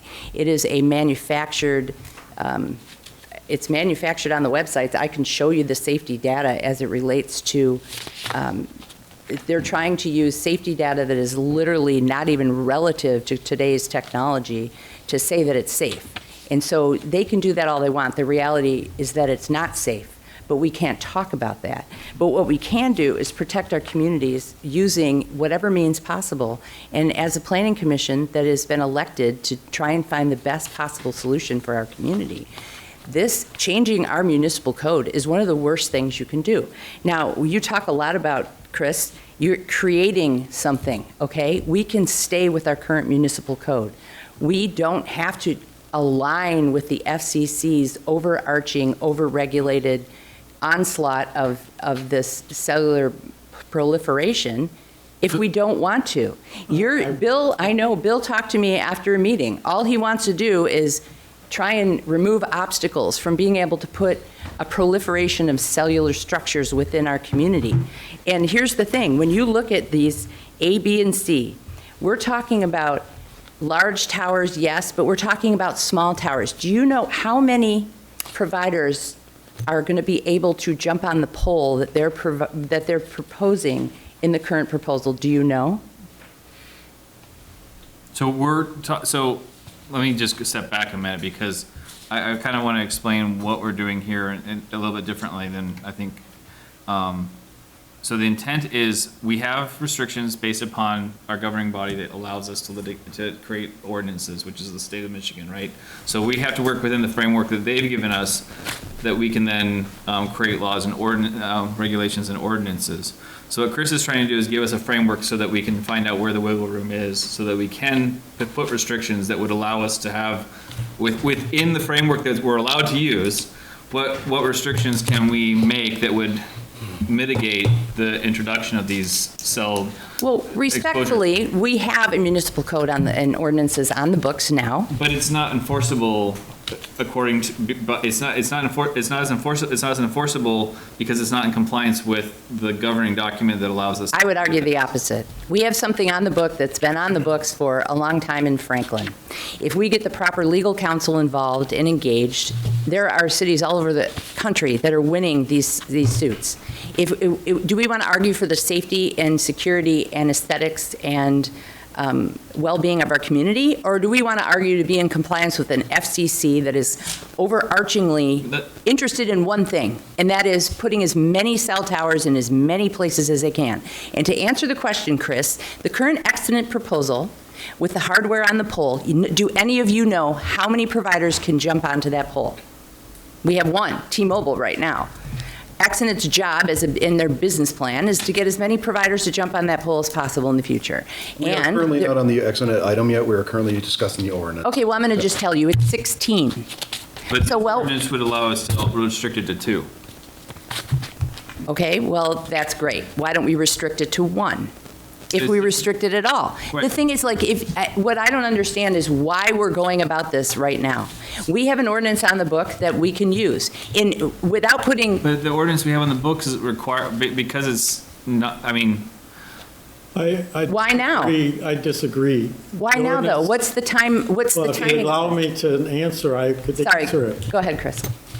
the ordinance that's on the books now is unenforceable. Our attorney has told us that. And if we try to enforce it, extend that, or another provider could sue us, and we would lose in court because it's unenforceable, because it's in conflict with the state law. I would argue that without putting up so much as a thought or a fight or even a little research, that sure, we could just cave now, or we could decide that we want to look into it. But that's what we're doing. It sounds like, and I don't know what we're doing here, that the way he wants to go through this entire ordinance, right? And are you going to vote on whether or not you're going to amend the ordinance tonight, or is this No. up for discussion? We're discussing it. This is the Okay, first- okay, well, that wasn't made clear, okay? So my concern is that we're jumping ahead without really looking into what allies we could have on our side that, trust me, the FCC lost a lawsuit in 2019. Children's Health Defense and Environmental Health Trust sued them in federal court in D.C. and won. What they sued them against because their safety data was not up to date. It was clear they lost the lawsuit, okay? Up until this point, they're really doing nothing other than rolling out all of this stuff without so much as a concern for responding to this lawsuit. So that's being followed up with while they're going ahead and getting as many towers implemented as they possibly can, which is not to anybody's well-being or good. So I know legal counsel that is working with these entities and is winning cases across the country for people, for cities that do not want this proliferation within their communities. We can't So come all I am up is with enough money to suggesting. move a barn. How come we're going to come up with enough money Well, to pay an attorney to go fight the... I think if you understood, and I did create I don't think many of you were there, but we did have one opportunity to speak in a public forum. I did a presentation, created it. I don't know how many people actually even looked at it, but I can share a mountain of data that goes against everything the FCC stands for. And sorry, Daniel, I know you believe the federal government has our best interest at heart. They do not. Hold on. So, I understand you're very passionate about this, and we are too, because we do want to protect our village and the character of our village. What we're trying to do with this first reading of the ordinance is to understand the framework by which we can work under. Okay, And then we can talk, because my goal in going through this is like, all right, where are the things that we have control over that would essentially, just like with the turf ordinance, we can't say turf specifically, but we can regulate landscaping materials that would then basically eliminate turf from being in someone's property. We are going to look through this as well and see what are some of the restrictions we can put in there to maintain the health and safety of the village within the bounds and the framework that we're given. Okay, so one thing I'd like to suggest. Can I give you? Oh, can we give go ahead. So Sorry. we do need to discuss Get as through it. well amongst us. So if Fair you don't enough. mind limiting your comments a little bit more, to okay. a little bit, that'd be great. I'm sorry. So real quick, all I want to suggest is moving forward, I would like to bring some expert witnesses to this technology and the FCC's interest in what they're doing, all of their statutes, ordinances, legislation, et cetera, to help you sort through this and try and come up with a really good, objective, and well-serving ordinance, if that's what we have to do. I'd also like you to look into the possibility that you may not need to change this ordinance, and because everything that I've been hearing from Chris is about creating the new ordinance. It didn't say anything about keeping the current ordinance in place. And I just would like to also maybe come to some sort of, I would like an opportunity to give you a presentation of the information I feel that none of you have been exposed to or researched or understand, because if you knew it like I did, you would be as passionate about this as I am, because I really am just interested in the well-being of our community. And I'm not interested in aligning with the federal government's interest in not looking out for our interests. So thank you. That's it. Understood. Yeah, thank you. I appreciate So it. I'd like to make a statement. Thank you, Kat, appreciate it. But, so just a couple of quick things. We appreciate the input. I love to learn. I'd be happy to get emails and study them. And I have been studying it, but, been doing it for about 10 years. I think we did our first review of this in planning in 2017. I was on a subcommittee to try and solve the poor cell service problem. It's in our master plan to have us improve our cell service. So, I mean, I appreciate what you're saying, and it's important that you have to understand that not everyone in the village feels that way. You've indicated that you think the majority of villagers do feel that way. It's unclear to me that's the case. I would say work on that data, too. I know we've had a couple of petitions out there. I think there were 200 signatures saying, help us improve our cell service, and I think there were 60 signatures indicating that they're concerned about health matters. So, it's in our master plan to do this, and if you had said 10 years ago that there was going to be, resistance based on the health concerns of 5G, which I understand, I understand that they're out there, that, I think we just wanted to have anyone who can come in and help us with our cell service, get better cell service. So I hope you'll understand that perspective as well. There are multiple ways to do that besides using cell towers. Well, I'd love to be enlightened, but we do have business to take care of. Yeah, no, I'd love to be enlightened because I'm not aware of any. And I too have been studying this in some depth for, almost 10 years now. So, and I went back and looked at what happened in 2003 when the initial small cells, it was a major victory for us to get small cells put in. We were not keen on having a giant cell tower near our historic downtown. We discouraged that quite a bit. It was like, boy, if you can get these small cells in, they're very inconspicuous compared to a giant tower. So that was a victory to be offered a small cell. So there's difference between radio frequency of, all the Gs that have come and gone. 3G, 4G, 5G, 10G. Stuart, Yeah, so- can I ask a question? Okay, go ahead. Were we tasked by the city council or the village council and village attorney to review and update the ordinance so it complies? Was that? The task is to put it in compliance with the existing. And that came from our attorney? Yes. So That came from our attorney, That's what we've been tasked to do. As an and we're appointed, we're not elected, we serve for the council. Council can get rid of us at any time they want. and the villagers. And the villagers, right.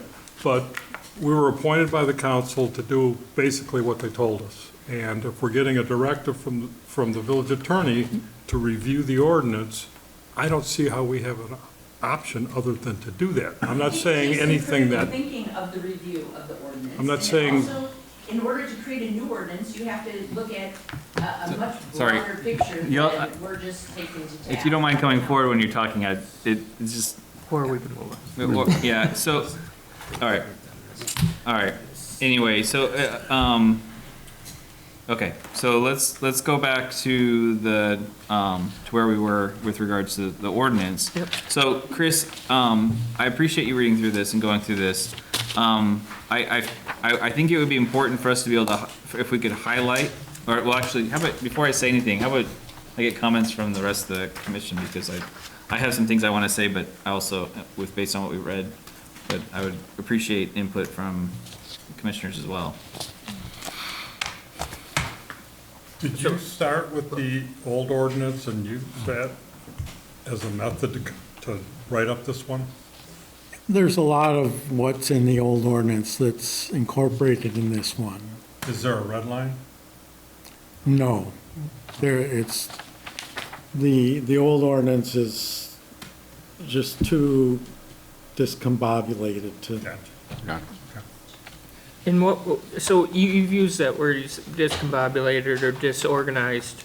Well, the old But- ordinance was crafted before Act 365 was even thought about. So in retrospect, well, now it's. And I think it was even put together before the provisions were put into place in Act 110 that deal with cellular towers. You're right, yeah.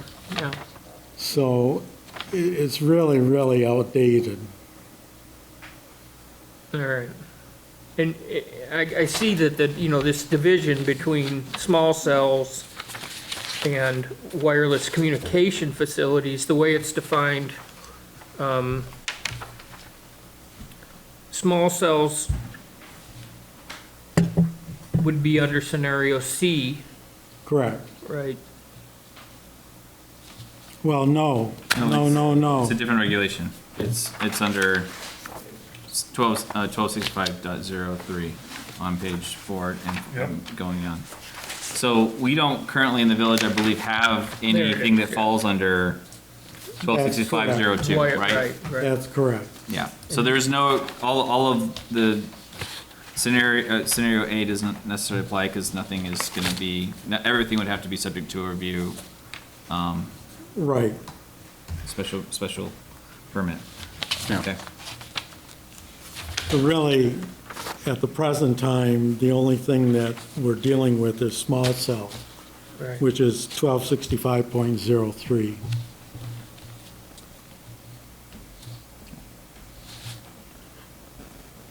And honestly, the only thing we're dealing with is 3 scenario C, correct? Because there is no existing No. equipment. Scenario A, B, and C all deal with the tall towers, which are, Okay, which we're not, Bottom of page 4. The bottom of page 4, okay. right, we're dealing with the bottom of page 4.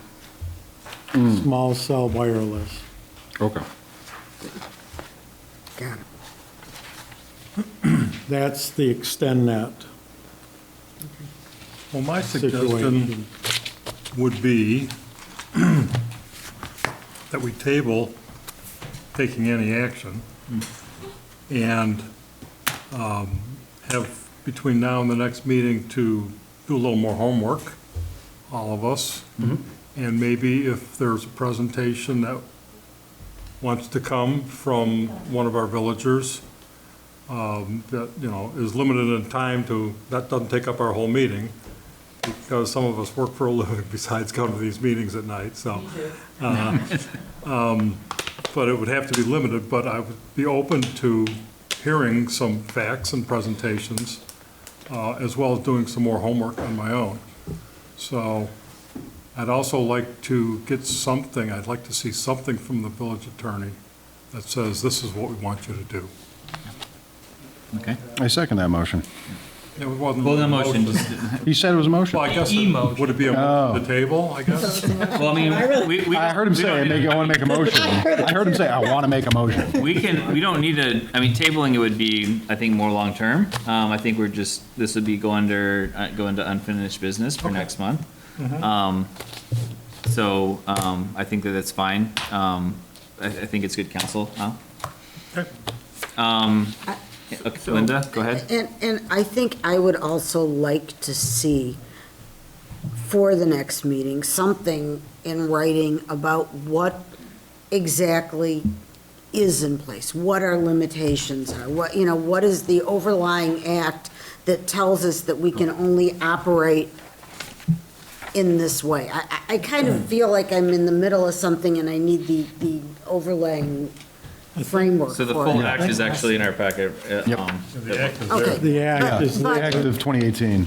Right. but the act is, I have to tell you, the act is very difficult to Navigate. I was skimming over it, it's jumbled. No, I get that, but this act is a result of a law that was passed saying that we had no control over it, correct? No, it You have doesn't control. say, no. No, it gives us authority to control it, Okay, but Limited. only but limited control. these yeah. parts of it. So what gives us the authority to rewrite it, is I guess what I'm asking. Well, the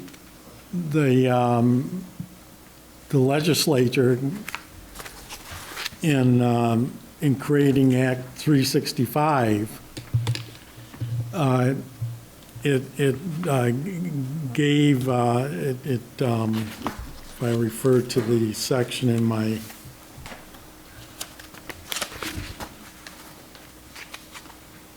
in section 17, subsection 1 of Act 365,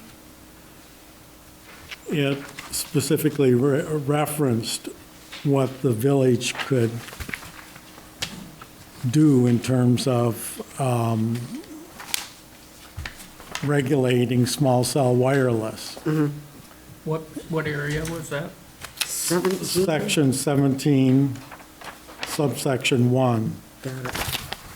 So it's page 7 of the bottom of page 7 of the Overline Act. So that, in essence, opened the door for municipalities to write their own ordinance. Or demanded that they write their own ordinance according to their new restrictions. Just like we as, our charter is based upon a law that allows us to be chartered as a village, we can't be a village without having the government, the state of Michigan's law that allows villages to become a chartered village. This is the framework for us to be able to actually regulate this type of thing. That's correct. So it gives us the power to actually put restrictions in place, and so that's what this framework is allowing us to do. Because otherwise we could say whatever we want, but it's not enforceable because the state of Michigan hasn't given us the power to actually enforce it. And so, yeah, just like we are a village because we have to follow under the it was the 1960s or 60s Chartering Act, but now it's been updated, I think, in the 80s. It allows us to be a village. That changed voting requirements for president of the village, changed a bunch of things, and we have to, which a lot of our ordinances, because we're almost 200 years old, have fall under the old chartering, and we have to update those as well because Michigan's moved on and given us limited our powers, or not limited our powers, change what our requirements are, and we have to, our ordinances aren't in line with that as well. So, Stuart, what you're getting at is one of the decisions that council made the other night. yes. Oh, I didn't bring this up. Thank you. Please. Which is to engage a firm to review all of our ordinances for compliance with the state. Right. Are these all aligned constitutionally though? Pardon me? No. I wonder what the alignment is constitutionally. So it's a federal and state alignment. Yeah. From what so the company, if you were to go to the village website and look up our ordinance, it'll take you to American Legal, I think is Something like that. who hosts ours. Well, they host for many of the legal bodies throughout the nation, and they have a service where they compare compliance of your ordinance with existing for the state as well as federal, and help give suggestions with regards to whether or not you were in compliance or not, and that will come to us eventually as a planning commission to discuss those recommendations to be in compliance with what the legal body is allowing us to do. Is the council moving forward with that? Or is They that? approved going ahead. Yeah. I think it's important to not only be in compliance, but think about how we can move things forward as a village, for the good of the village, despite the maybe requirements for compliance that do not serve the village. Does that make sense? So you can't necessarily think that every school. So as If we're not- as a government entity, If we're not in compliance with the state, there won't be a village to have compliance in. right. So as a government body, we have to follow state and federal law because that's who gives us the authority to govern ourselves. But as individuals within the village, we have the right to challenge those outside the framework of the village. We have the ability as citizens of the United States to challenge those laws and ordinances with regards to the constitutionality of things that they're saying. So we have that capability as individuals. I think we need to be thinking about this in a broad sense, including that. Right. I would just really refer you to the master plan too, because I've heard it a few times now how, we need to think more about it, but a lot of thought has gone into it. And, in the history of I think we're very consistent with what our master plan is asking us to do. So moving to other council commissioners that haven't had a chance to speak, do you have any comments or thoughts on what was read today? I have a question. The one thing that I'm a little bit confused on, it says permanent access should always be granted. Does that have any stipulations in terms of like communications with someone? Like if someone is walking onto my property and doesn't tell me that they're walking onto my property, Like, that feels like a safety, it feels so up in the air, like, that feels like it's just this blanket statement. That's a company thing. I've had to deal with that even with the Comcast. And Well, like, I get it, but it's a like- company policy. Whoever's coming to your house to do the investigation, So- digging, they're supposed to. But I feel like I would feel for the villagers, like, when we're talking about these things, of like, being like, yes, they are allowed to maintenance, but they have to alert you. Like, having that on our side as a protection also, I think, needs to be in place, because that would really bother. I mean, DT is cutting down all of telegraph trees right now, and they're all up in my property, and my dogs are going, like, it would be nice to know. But like, they don't notify us of that. Like, it would be great. I feel like as a homeowner, I would be really mad if someone, Lord knows if it's maintenance issues all the time or whatever it is, and then if you're adding other providers, I feel like that maintenance could get excessive, and then someone's on your property all the time, and it's your property. Like, Again, that's an enforcement we would have to do for the utility companies doing that work. Well, actually, no cell pole should be on your property. Right, this is, we're talking about right away. We're talking about, yeah. Okay. Right away repair, they can actually do. so they can't, but that is technically their way of having the, what is it, permit Right. access then? So It it's, has to be done in the right of way. okay. Yeah. So they shouldn't even be going The into your. small cell are done in the right of way. Okay. So Which is the what right DT's of way, doing for too. example, for 13 Mile Road is generally 120 feet wide, 60 feet each side of the center line. So it extends, the roadway is only Yeah. about 30 feet wide. So you can imagine how far the right of way extends. Okay. I just need to see it, I guess, on a better scale than words. Okay. That exact thing happened on my lot, just to say. Like, DT came in at the back of my lot, which maybe is that right-of-way, and No, that's an easement. easement. So we were behind our house, like, when we bought it, we couldn't see the house behind us, which we loved. And one day we came home, and it was completely, we can now see right through. Right. So, DT I hear has that. easements to go through these. Right, right, Which is different from the right of way. right. Which is what's along the. Right, side that of the makes road. sense. But just to speak on that. It's very frustrating when Yeah. that happens. When you bought it one way, yeah, when you bought it one way. Yep, it does too. Well, and it's happening more and more, like, I understand the idea of wanting to preserve what is yours, how you bought, like, I get that concept. We all get And- that concept. But I feel like that's part of, with so many of the people who have brought up of like, we came for this reason. And I understand that part of it of like, but Princeton has already changed so much in the 5 years I've moved in and what it looks like. And I understand the identity of wanting to keep that. And you keep talking about the master plan and pushing it forward in terms of technology. And a lot of our master plan is about maintaining that charm and his history and all of those pieces. And I just think we have to, I understand the idea of being in compliance, but I also think we do need to meet the needs of our villagers and figure out how to find that wiggle room and what to do with that. And I want to piggyback off. Hold on, I'm sorry, we're going to have to limit, because we're, I mean, We're coming. One thing out. Sarah, to your point, there are more options than you are looking at. Okay. You're looking at one thing, and you're trying to push all this cellular technology. It is not necessary. There are other options that Kate? you're not exploring, and I would This- suggest you do. Thank you. And if I can only have one quick thing. sure. Sarah's point as well, I've been in the village 35 years. I've been here a long time. I grew up here. Nothing, from what I've seen, not a lot has changed in this direction moving forward. Like, me having the opportunity to be up here to even talk about a cell tower when I grew up with that transition of going outside, being out until the lights turn off and having to come home before my mom knew where I was every second of the day. I get that. I still, to this day, feel like even though we're moving this direction, the charm of the village hasn't changed. What you have experienced with DT cutting down your trees in the back, I 100% get that. I'm currently fighting something because I don't want to lose my 30 trees along Inkster Road. So I get that.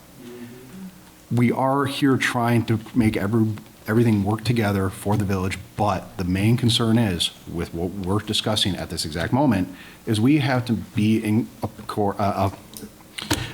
We have to be in line with what the state allows us to do. That's what this exact topic is. What I think a majority of people here are worried about is the next topic, which we haven't even gotten to yet, and we're jumping the gun a little bit. So, Okay. that's all I wanted to say. Thanks. Paul. Anyone else have any comments with regards to the reading that Chris provided? Other than I would like Yep. well, some direction from the village attorney as to exactly what he's looking for us to do. We'll get some clarification. So, if it's all right, anyone else have? Okay, so, when going through this document, what's not clear to me is, necessarily, I understand that you created a framework for us to create an ordinance. I'd like to have some more clarity as to, our areas of negotiation with regards to what we can restrict and what we can't restrict, so that when we're going through and defining, you said 120 feet, but because previously we were 10 feet above the tree line, how negotiable is that number? What are the standards by which are we allowed to change that number to? We talk about health and safety, but we don't talk about emission powers. What regulations do we have allowed with regards to emissions? Can we, so you do say in 14, radio emission frequencies, but what are the frequency ranges that we're allowed to control? What flexibility do we have within this ordinance so we know, what we're able to modify and change? So it'd be nice to at least kind of say what is fixed by the underlying ordinance and what is flexible by us, as a commission. So. We waited all this time, we're almost to your item. I feel bad for you. So, one of the things, Stuart, that you had mentioned earlier was that your suggestion was the commission get through the draft of the ordinance. Yep. And if you had questions about individual sections, we'd get that clarified, and then you'd have the opportunity between now and the next meeting to think this through and ask any additional questions regarding how you might change stuff. To that extent, I encourage you, if you have individually things that you brought up, like what's he looking for here? Get that to me, and I'll get some answers back for you. And we'll get all that done before your next meeting. Well, I think it'd be helpful for us, though, to know, and I agree, and I appreciate that, I just think it'd be helpful for us to understand, as we're reading through this, what is allowed to be updated and wiggle room that we have, and then what is fixed by the acts that the state outlines. That way, we have a clear understanding. We're not just taking what you said as face value, but we have a chance to negotiate and discuss as a commission what we want to actually put in the wordage, and what we're allowed to modify. Is that Okay, yeah, I can do that. I mean, there was one specific sentence that the attorney read, that'd be interesting. That did outline, here are the grounds for denial. Yeah. So, thanks. All right, so let's, so we're, go ahead and finish and go to new business. I'm going to, I'd like to say, so based on the public comments that we had earlier today, I would like to have, an understanding from the village council, from our attorney, village attorney, with regards to being able to make a judgment on the Exonet application, since it is almost a repeat of the previous one that we move forward. Do we have? What was the section that he? We can provide. Yeah, we can get. Do you have another copy of the memo you provided me? Yes. Okay.